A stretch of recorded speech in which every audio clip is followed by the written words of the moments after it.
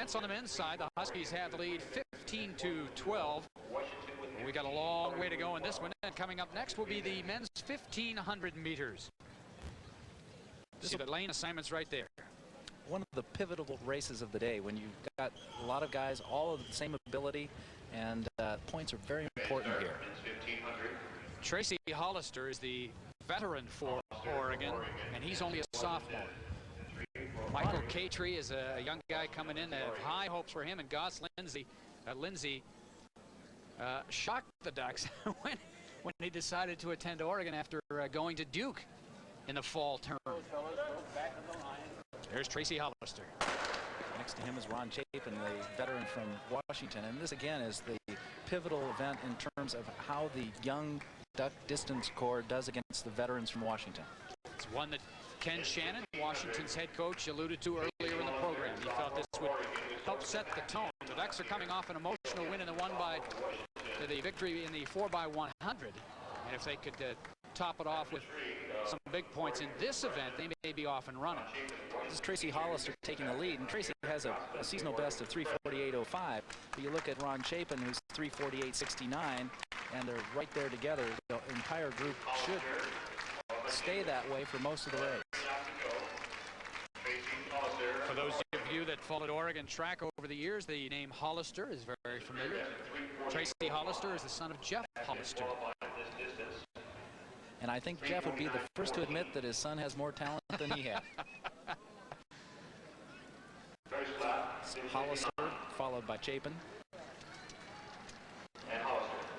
Chapin's seasonal best was a hand-timed effort, 3:56.7 at the Washington Invitational. That was the first meet of the year for the Huskies. That was a meet many of you people remember. It was a very nice weekend in the Northwest, and there were some outstanding times posted on the board by the Huskies that weekend, all the way up and down, men and women.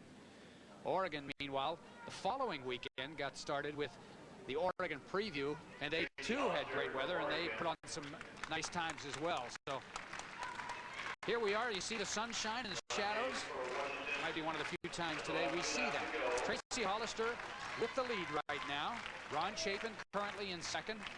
They're just tightly bunched, and it's anybody's race right now. 2 laps to go, and the pace is fairly slow, so I think we're going to see some good sprinting over the last lap and a half.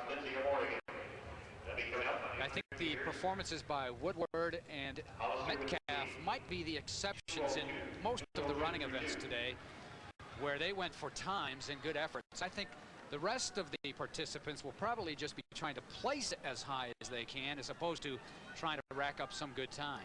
Particularly in an event like this where they're so evenly matched, you can't really afford to go out and try and break away and bust one this early in the season. Plus, if you look at the Oregon runners, they don't have the experience to gamble like that. They maybe are a little unsure of their abilities right now. Well, Tracy Hollister, who's a sophomore, is by far the veteran of this group.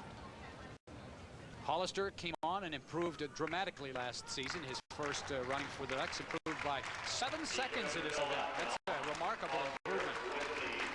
He's got a great head on him in terms of competitiveness and knowing what to do and what's appropriate in terms of training, so he doesn't overtrain. Neil Hansen trying to take the lead on the outside as the two Washington runners on the outside, with the Ducks controlling the rail, so to speak. Hollister with the lead as we head down to the final 300 meters. About 3:06 for 1,200, Todd, so it's a fairly good pace, but right now this is where the kicking is going to start. You can see Hansen with the lead, Hollister just inside of him. 200 meters to go now. 200 meters to go. And Michael Catree making a strong surge on the outside, as it looks like Catree trying to take the lead. It's a big kick. Hollister is falling back.